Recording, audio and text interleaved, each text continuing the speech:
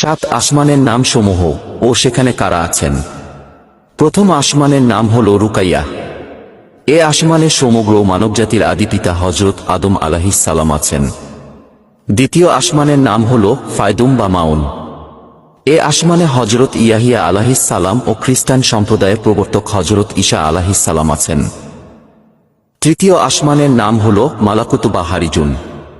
এ আসমানে হযরত ইউসুফ আলাইহিস সালাম আছেন। চতুর্থ আসমানের নাম হল জাহিরা। এ আসমানে হযরত ইদ্রিস আলাইহিস সালাম আছেন। পঞ্চম আসমানের নাম হল মুজাইনা বা মুশাহারাত।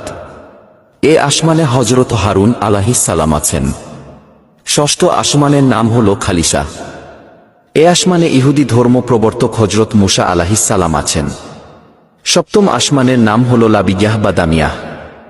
এ আসমানে হযরত ইব্রাহিম আলাইহিস সালাম আছেন।